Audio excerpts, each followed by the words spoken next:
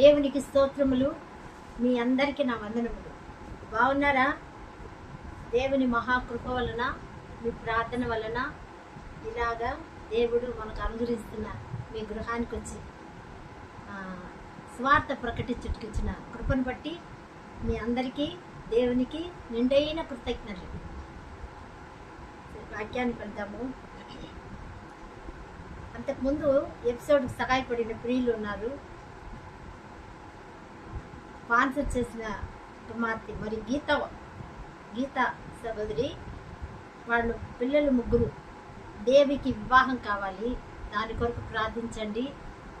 ధన వివాహం, మరి ఒక ఎగ్జామ్ రాసింది, మంచి మార్కులతో పాస్ అయింది, ఇంకా 3 రాయాలని చెప్పారు. మళ్ళీ వాళ్ళు బాబు ధన ఇద్దరు రక్షణ పొందాలి, బాప్తిసం తీసుకోవాలని ఆమె ఆశపడతా ఉంది. దాని కొరకు కూడా ప్రార్థించండి. దేవునికి స్తోత్రములు. అలాగే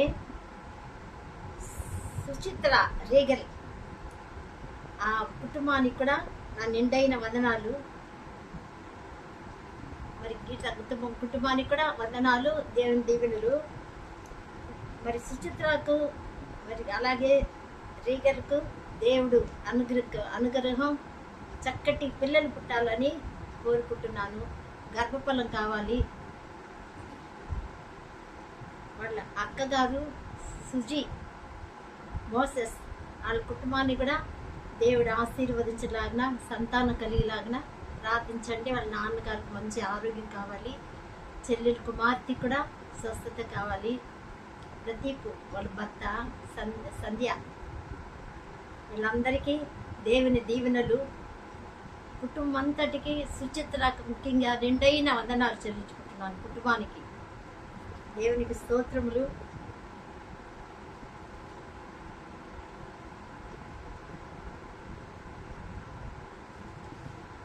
వాక్య భాగానికి పోదాము.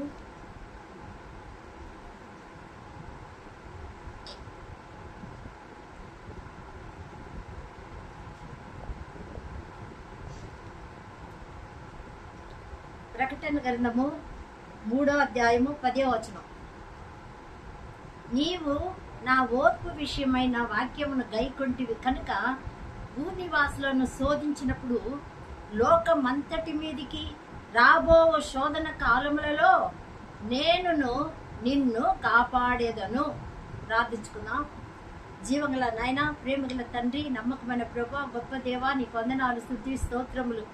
తండ్రి, చదవబడిన వాక్యాన్ని వివరించే యోగ్యత నాకు లేదు నాయనా. మీరే మాట్లాడమని ప్రార్థిస్తున్నాను. గొప్ప కార్యం చేయమని ప్రార్థిస్తున్నాను. అద్భుతం చేయండి నాయనా. సజీవుడైన దేవా, ప్రేమగల తండ్రి, ముఖ్యంగా స్పాన్సర్ చేసిన కుటుంబాలను కూడా అత్యధికంగా ఆశీర్వదించమని, చూస్తున్న వాళ్ళకు ప్రభా మేలు కలుగునట్టు సహాయం చేయమని, మా రక్షకుడైన యేసు నామములో సహాయం కోరి అతి వినయంతో అడిగి వేడుకుంటున్నాం పరలోకమందున మా తండ్రి. ఆమేన్. దేవునికి స్తోత్రములు. ప్రియులారా, నీవు నా ఓర్పు విషయమైన వాక్యమును గైకొంటివి కనుక భూనివాసులను శోధించుటకు లోకమంతటి మీదికి రాబో శోధన కాలంలో నిన్ను కాపాడేదను. నేను నిన్ను కాపాడేదను. వ్యక్తిగతంగా చెప్తున్నాడు ప్రభు. అంటే నీవు నా ఓర్పు విషయమైన వాక్యమును గైకొంటివి గనుక, ఓర్పు విషయమై. పిల్లరా, మన ఎస్తర్ని కూడా తీసుకోవచ్చు కదా. ఆమె ఎంతో ఓర్చుకున్నది. ఓర్చుకొని చిన్న ఎలా చెప్తే అలాగే విన్నది, లోబడింది. ఏగే కూడా ఎస్తర్ గ్రంథంలో 2వ అధ్యాయంలో మనం చూడొచ్చు ఈ వాక్యాలన్నీ. వినింది, అలాగే ఏగే కూడా లోబడి ఆమె దయ పొందిన స్త్రీగా ఆయనకున్నారు కనుక 15వ వచనంలో ఏం చెప్పిందంటే, ఈ అలంకారం తప్ప వేరే అలంకారము ఆ ఎస్తర్ కోరలేదు అని ఉంది. అది ఎటువంటి అలంకారమైనా సరే, శ్రమైన, వేదనైనా, బాధ అయినా, కష్టమైన, కన్నీరైనా, అలాంటి అలంకారం ఏదైనా సరే, దేవుడిచ్చిన అలంకారము వేరే నేను కోరను అని చెప్పింది పిల్లారా. మళ్ళీ ఇంకా మనం చూసినట్లయితే దేవుడు నా ఓర్పు విషయమైన వాక్యము అన్నాడు. దేవుడు ఓర్పు. మనం ఏ స్థితిలో ఉన్నాము? పాపపు స్థితిలో కదా, చీకటి స్థితిలో, సాతాను బంధకాల్లో మృతులుగా ఉన్నాము. అలాంటి పరిస్థితిలో ప్రభు మన కొరకు సిలువలో ఓర్చుకున్నాడు, సగించాడు కదా. మన పాపం కొరకే కదా ఆయన సిలువ వేలాడాడు, రక్తం కార్చాడు, గాయం పొందాడు. కనుక ప్రియులారా, దేవాది దేవుడు మనకి ఎంతగా ఆశీర్వదించాడని మనం చూస్తే, ఆయన ఎంత ఓర్చుకున్నాడని మనం చూస్తే, నిజంగా దుష్టులు నోట్ల నుండి ఉమ్మి వేయబడ్డాడు, తీసుకున్నాడు. ఏ మాత్రం నోరు తెరవలేదు అని రాయబడింది. మౌనంగా సగించాడు ప్రియులారా, మౌనంగా ఓర్చుకున్నాడు, నోరు తెరవలేదు. కన్ను మూసి కొట్టారు, అయినా కూడా ఎవరు కొంచెం కొట్టింది చెప్పంటే మౌనంగా ఉండిపోయినారు, నోరు తెరవలేదు, మెదపలేదు అని మనకు చూస్తున్నాం. మరి అలాగ ఓర్చుకున్నాడు, సగించాడు. అందుకే నా ఓర్పు విషయమై వాక్యమును గైకొంటివి అంటే దేవుణ్ణి చక్కగా, ఎంత చక్కగా కదా మనము ఓర్చుకున్నాము అని చూస్తున్నాం. ఆయన సిలువల శ్రమను, ఆయన పడిన వేదనను ఆయన మన కొరకు ఓర్చుకున్నాడు, సగించాడు. అందుకని దేవుని యొక్క ప్రేమను రుచి చూడాలి ప్రియులారా. ఇది తెలుసుకున్నామంటే, ప్రభా నేను సచ్చిన శ్రమలు ఉంటే నా కోసం రక్తం కార్చి బ్రతికించావయ్యా, నన్ను సజీవులుగా చేసినవయ్యా, నీకు నిండైన కృతజ్ఞత స్తుతించాలి. అవును ప్రియులారా, ఆ ఓర్పు విషయమై గైకొని ఏం చేయాలా? విశ్వాసంతో ఉండాలి కదా. మనం కూడా అలా ఉండాలా ప్రియులారా, నమ్మకంతో ఉండాలా, విశ్వాసం కలిగి ఉండాలి దేవునికి. అందుకే నా వాక్యమును గైకొంటివి, నా ఓర్పు విషయాన్ని తెలుసుకున్నావు, ఓర్పు విషయమైన వాక్యాన్ని గైకొని నన్ను పోలి సృష్టించాను. ఇప్పుడు నన్ను పోలి మీరు ఉండాలంటే మనం కూడా ఓర్చుకోవాలి, సగించాలి. నిందలో అవమానములు ఎన్నో వస్తాయి ప్రియులారా. అందుకే అన్నాడు, లోకముల ముందు నన్ను ద్వేషించారు, మిమ్మల్ని కూడా ద్వేషిస్తారు, ముందుగానే చెప్పేస్తాడు కదా ప్రభు. కనుక ప్రియులారా, ఓర్పు విషయమై గైకొంటివి కనుక గైకొన్నాం. మనం కూడా అలా ఓర్చుకొని సగించి దేవుని గణపరిచి దేవుని మహిమపరిచి అలా గైకొన్నప్పుడు దేవుడు ఏం చేస్తాడు? భూనివాసులకు శోధన కాలంలో, లోకమంతటి మీదకి రాబో శోధన కాలంలో నేను నిన్ను కాపాడేదను. లోకమంతటి మీదకి ఇప్పుడు అక్కడక్కడ జరుగుతూ ఉంది ప్రియులారా, భూకంపం వస్తూ ఉంది, యుద్ధాలు జరుగుతూ ఉన్నాయి, చాలా జరుగుతూనే ఉన్నాయి. అవన్నీ అప్పుడు లాగే ఇప్పుడు జరుగుతూ ఉంది. ఐగుప్తులో ఒక స్థలంలో జరిగితే గోషేలు జరగలేదు కదా, అలాగే దేవుని బిడ్డల దగ్గర ఒక్కొక్క స్థలంలో జరుగుతున్నాయి. మరి పట్టణాల్లో కానీ గ్రామాల్లో కానీ ఒక్కొక్క చోట అగ్ని చేత కార్చబడుతూ ఉన్నారు, వర్షాలు కొట్టుకొని పోతూ ఉన్నారు. ఒక్కొక్క స్థలంలో ఒక్కొక్క విధంగా భూకంపాలు, గాలి, సుడిగాలి వస్తూనే ఉన్నాయి. అది శ్రమలు వస్తూ ఉన్నాయి, అక్కడక్కడ జరుగుతూ ఉన్నాయి. కానీ లోకమంతటా ఒకేసారి కరుణ వచ్చినట్టు రాలేదు కదా. అది ప్రభు ఇక్కడ చెప్పడం. లోకమంతటికి ఒకప్పుడు నీళ్ల ద్వారా లోకమంతా పోయింది కదా, కానీ ఇప్పుడు లోకమంతా, పేతురు రాసిన 2వ పత్రిక 3వ అధ్యాయము 7వ వచనములో రాయబడింది.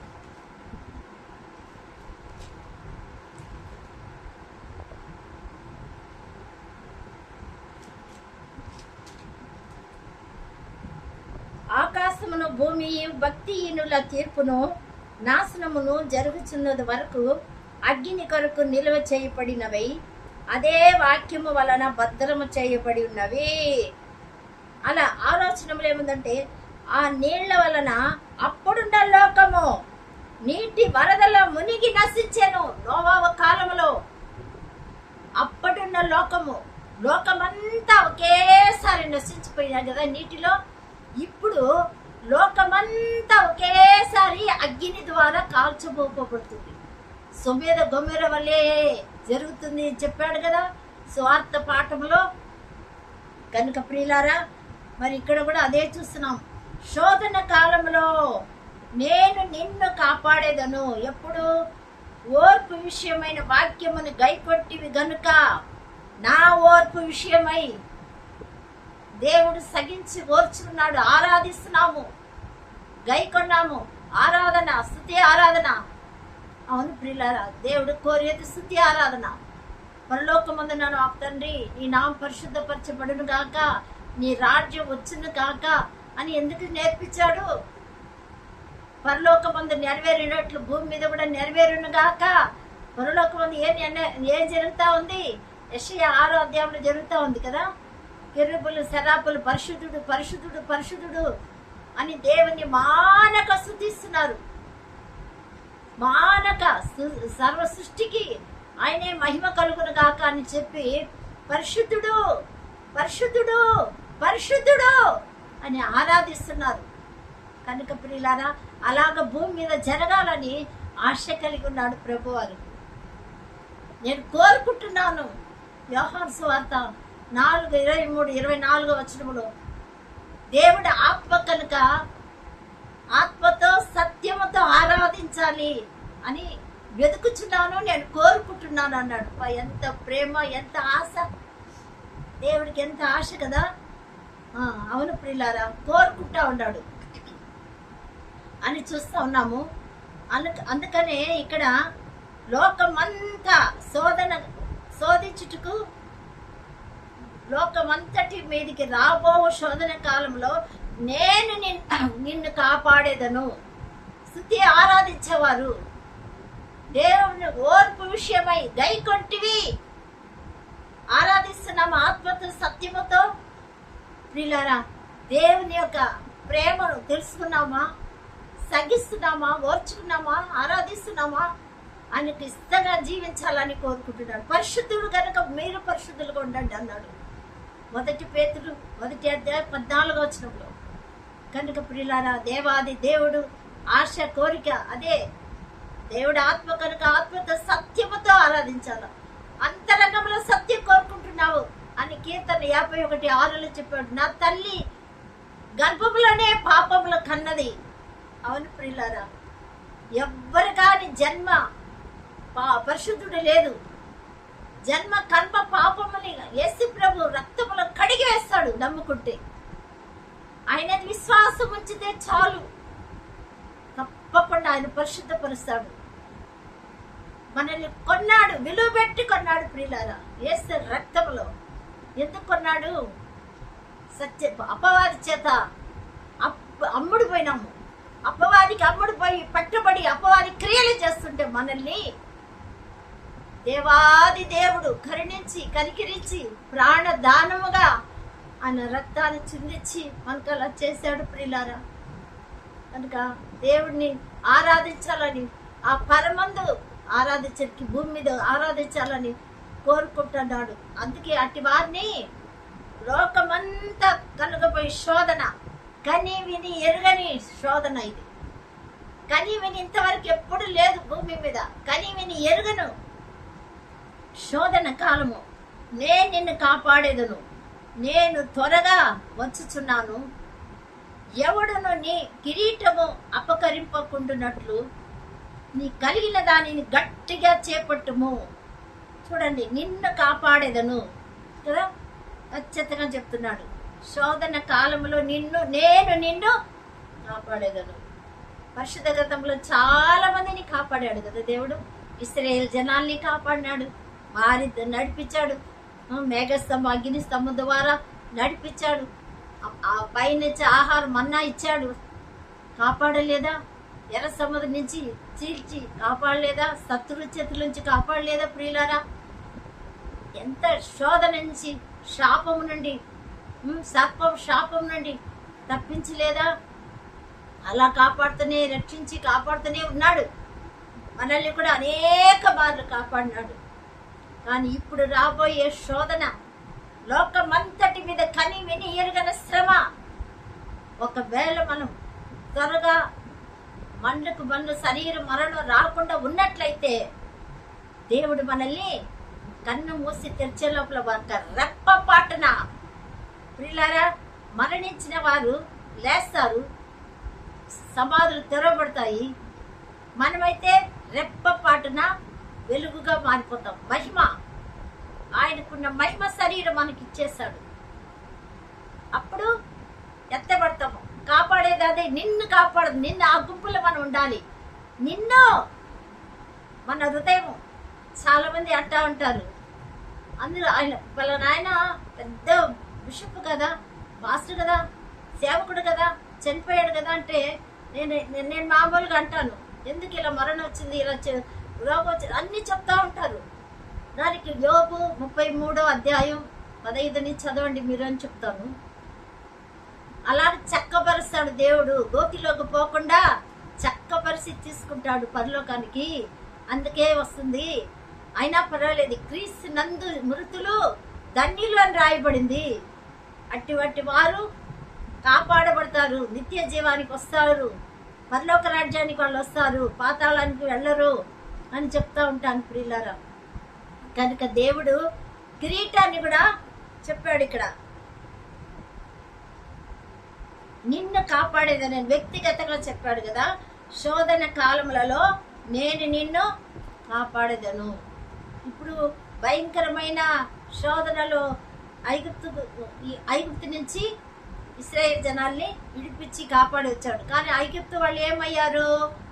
ఎర్ర సముద్రంలో మునిగిపోయారు, నశించిపోయారు. అవును ప్రియులారా, మరి అదే విధంగా ఈ లోకం మన ఐగుప్తులో మనం జీవిస్తున్నాము. ఆయన ఎవరైతే ఆయన ఓర్పు విషయమైన వాక్యాన్ని గైకొన్నామో, స్తుతిస్తున్నామో, ఆరాధిస్తున్నామో అట్టి వారు అందరూ ఎటువంటి శోధన, ఎటువంటి శ్రమైనా తప్పించే సమర్థుడు మన దేవుడు. అలాంటి శక్తిమంతుడు మన రక్షకుడు యేసు ప్రభువు, పునరుద్ధానుడు కదా. అందుకే ప్రియులారా, దేవుని ఆరాధించి స్తుతించే బిడ్డలుగా ఉండాలి. ఆ శ్రమల కాలంలో, శోధన కాలంలో తప్పిస్తాడు. తప్పకుండా తప్పింపబడతాము. కానీ త్వరగా రానై ఉన్నాడు ప్రభు. ఎదురు చూస్తాము, సిద్ధంగా ఉంటాము. ఎందుకంటే ఒకవేళ శరీర మరణం వస్తే సంతోషిస్తాము, అంటే దేవునిలో ఉంటే ఆనందిస్తాం కదా.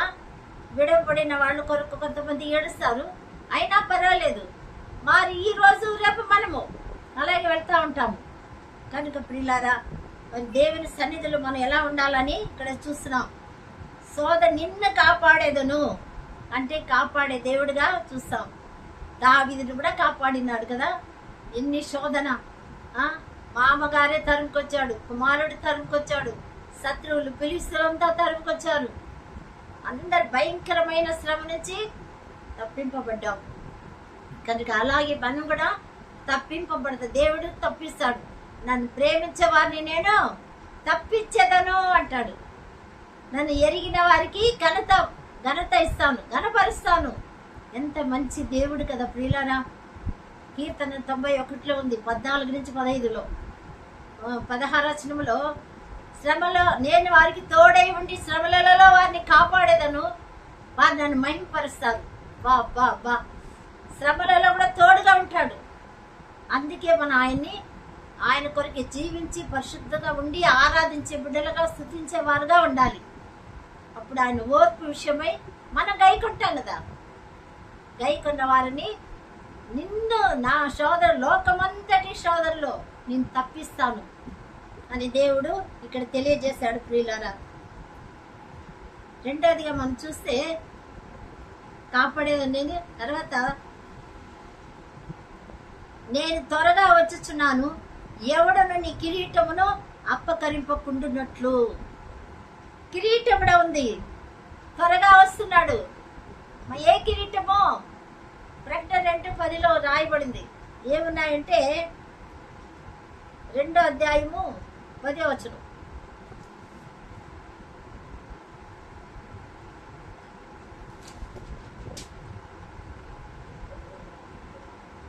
మీరు శోధింపబడినట్లు అపవాది మీలో కొందరిని చెరలో వేయింపబోచున్నాడు.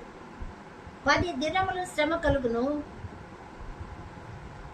ప్రాణాపాయం వచ్చినను నమ్మకంగా ఉండి నేను నీకు జీవకిరీటం ఇచ్చేదను. చెవులు గలవాడు ఆత్మ సంగములో చెప్పుచున్న మాట వినుగాక. జయించేవాడు రెండవ మరణము వలన ఏ హానియు చెందడు. హల్లెలూయా, దేవునికి స్తోత్రం. శ్రమ కలుగు, శోధింపబడినట్లు అపవాది మీలో కొందరిని చెరలో వేయబోతున్నాడు. ఎవరు? అపవాది. శ్రమ, కష్టం, వేదన, బాధలు నమ్ముకున్న తర్వాత విశ్వాసంలో ఉన్నప్పుడు బాప్తీసం తీసుకుంటే శ్రమ అంటారు. బాప్తీసం తీసుకుంటే కాదు, మన శ్రమ పరిశోధిస్తాడు. అపవాది పరిశోధిస్తాడు, దేవుడు కూడా పరిశోధిస్తాడు. అవును ప్రియులారా, ఇప్పుడు వాన వచ్చును వరద వచ్చును అని రాయబడింది కదా. వాన ప్రభు నుంచి, వరద అపవాది నుంచి, లేదు మనుషుల నుంచి. ఇలాంటి శోధనలు ఎన్నో ఉంటాయి. కనుక ఆ శోధన నుంచి, అపవాది నుంచి ఏం చేయాలో మనము 10 దినాలు శ్రమలో కలిగినప్పుడు ప్రాణాపాయం వచ్చినా కూడా మరణ వరకు నమ్మకంగా ఉండాలి. జీవ కిరీటం ఇస్తాడు. కిరీటాలు నమ్మకమా దేవుని పట్ల మన అపనమ్మకమైన వాళ్ళము. తిమోతి రాసిన 2వ పత్రిక 2వ అధ్యాయం 13లో ఉంది, మన నమ్మతగని వారము దేవుడు నమ్మదగిన వాడు అని రాయబడింది. కొరింథీయులకు రాసిన 1వ పత్రిక 1వ అధ్యాయము 9వ వచనములు కూడా మనల్ని కుమారునికి కొరకు సహవాసానికి పిలిచిన దేవుడు నమ్మదగిన దేవుడు. ఆయన సహవాసానికి మనం పిలిచాడు కాబట్టి మనం ఎలా ఉండాలి? నమ్మకమైన వాళ్ళుగా ఉండాలని దేవుడు కోరుకుంటున్నాడు. చదువుతాను. కొరింథీయులు 1వ అధ్యాయం 9వ వచనం.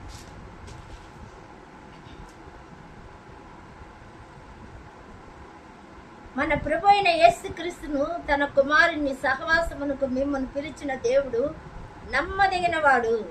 చూసారా, యేసుక్రీస్తు తన కుమారుడైన సహవాసానికి, మన ప్రభు అయిన యేసుక్రీస్తుకు సహవాసంగా ఉండాలని పిలిచిన దేవుడు నమ్మదగిన దేవుడు. కనుక మనం ఎలా ఉండాలి? నమ్మదగిన వాడుగా ఉండాలి. వాగ్దానం చేసిన దేవుడు నమ్మదగిన దేవుడు, నెరవేర్చే దేవుడు. కనుక మన వాగ్దానం గట్టిగా చేపట్టుకొని ఉండాలని దేవుడు కోరుకుంటాడు. కనుక ప్రియులారా, జీవ కిరీటము ఇస్తాడు అని చూస్తాం.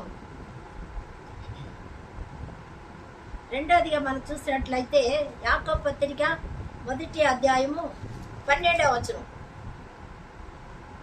శోధన సహించిన వాడు ధన్యుడు, అతడు శోధనకి నిలిచిన వాడై ప్రభు తన ప్రేమించు వారికి వాగ్దానము చేసిన జీవ కిరీటము పొందును. హల్లెలూయా, స్తోత్రం. కిరీటాలు. అవును ప్రియులారా, శోధన సహించాలి. వాడు ధన్యుడు, ఆ శోధనకి నిలిచిన వాడై తను ప్రేమించే వారి వాగ్దానం చేయబడిన జీవ కిరీటం. వాగ్దానం చేయబడిన జీవ కిరీటం. కనుక సహించాలి, శోధన సహించాలి, శోధనలో నిలిచి నమ్మకంగా జీవించాలి. అప్పుడు కిరీటాలు, జీవ కిరీటాలు మనం పొందుకుంటాం. అంతేకాదు ప్రియులారా, మరి ఇంకా మనం చదివినట్లయితే తిమోతి 2వ పత్రిక 4వ అధ్యాయం 7వ వచనము. నా పరుగు కడముట్టించుదని, మంచి పోరాటము పోరాడి తిని నా పరుగు కడముట్టించుదని, విశ్వాసము కాపాడుకుంటుని, ఇక మీదట నా కొరకు నీతి కిరీటం ఉంచబడి ఉన్నది. నీతి కిరీటం, చూసారా, నీతి కిరీటం ఉంచబడి ఉన్నది. కనుక మనకు సమయం చాలా తక్కువగా ఉంది. మరి ఒకసారి కూడా ఈ వాక్యాన్ని మనం ధ్యానిస్తాం ప్రియులారా. చాలా చక్కగా దేవుని యొక్క ఆశీర్వాదం కొరకు ఎదురు చూస్తాం, కనిపెడుతూ ఉంటాం. ప్రభు మనకు తప్పకుండా మరి యొక్క తరుణాన్ని కూడా మనకు అనుగ్రహిస్తారు. ఈ కొద్ది వాక్యము కిరీటాన్ని మనకు అనుగ్రహించి, ముళ్ళ కిరీటం ధరించుకున్న మా ప్రభు నీతి కిరీటాన్ని, జీవ కిరీటాన్ని, సజీవమైన దేవుడు మనకు అనుగ్రహించిన ప్రేమామూర్తి, మరణాన్ని జయించి సాతాన్ని గెలిచి సమాధి గెలిచి లేచిన పునరుద్ధానుడు నిజమైన దేవుడు. ఈ వాక్యమును మనందరినీ ఆశీర్వదించి స్థిరపరిచి కాపాడును గాక. ఆమేన్. దయగల దేవా, కృపగల తండ్రి, పరిశుద్ధడానికి వందనాలు, స్తుతి స్తోత్రాలు చెల్లించుకుంటున్నాను.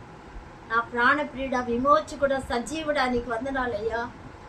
నైనా తండ్రి, రాబోయే శోధన కాలంలో నైనా తండ్రి మేము కూడా ప్రభా నాయనా నీ యొక్క ఓర్పు విషయమై వాక్యాన్ని గైకొన్నవారుగా జీవించుటకు సహాయం చేయము నాయన, సహాయం చేయము.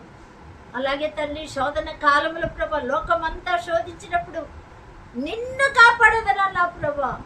అవును, నిన్ను కాపాడతాడు. మీరు వాక్యం విని అంగీకరించి క్రీస్తు రక్తంలో కడగబడుటే నిన్ను కాపాడతారని చెప్పావు నాయన. నీకు వందనాలు, స్తోత్రాలు, స్తోత్రాలు తండ్రి. అలాగే నా ప్రియ ప్రభా, స్పాన్సర్ చేసిన కుటుంబాలను కూడా ఆశీర్వదించండి, వాళ్ళ కోరికలు నెరవేర్చండి, వాళ్ళ అవసరం తీర్చండి నాయన. నాయన చదువుకునే బిడ్డలకు ఉద్యోగాలు దయచేయండి నాయన. నూతనంగా తండ్రి ఇప్పుడు అందరూ వెళ్తా ఉన్నారు. పిల్లలకు ప్రభా నీ కాపుదల భద్రత ఉంచండి, జ్ఞానం ఇవ్వండి, వివేకం ఇవ్వండి ప్రభా బిడ్డలకు. నా తండ్రి నీకు స్తోత్రము నాయన, స్తోత్రము నాయన. చక్కగా చదివి నాయన తల్లిదండ్రులకు విధేయులుగా, మీకు విధేయులుగా ఉండేట్టుగా సహాయం చేయండి తండ్రి. చదువు పూర్తయిన పిల్లలకు ఉద్యోగాలు దయచేయనా ప్రభా. ఎవరి పిల్లలకు వివాహం జరిగించండి నాయన. నాయన వివాహం జరిగి గర్భఫలం లేని వాళ్ళు వేదనతో ఉన్నారు, గర్భఫలం దయచేయండి ప్రభా. నాయన కరుణ చూపించి సహాయం చేయండి, అద్భుతం చేయండి నాయన. నీకే కృతజ్ఞత, స్తుతి స్తుతి స్తోత్రం వందనాలు అయ్యా.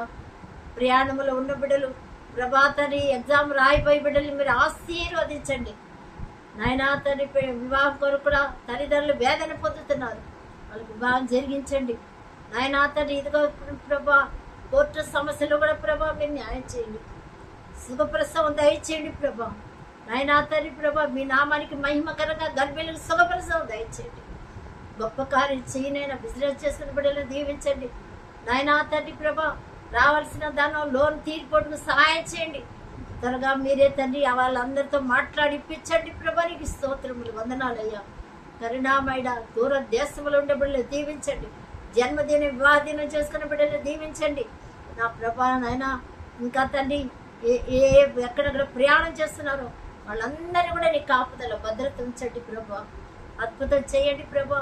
ఇండ్లు లేని వాళ్ళకి ఇండ్లు ఇవ్వండి ప్రభా నాయన. తండ్రి ప్లాట్లు సేల్ కావాలని ఆశపడుతున్న వాళ్ళు కూడా సేల్ చేయించండి నాయన. నీ నామానికి మహిమకరంగా ఒక్కసారి ప్రార్థన చేసి నీకు దూరంగా ఉన్న బిడ్డలు మళ్ళీ ఆకర్షించుకోండి ప్రభు.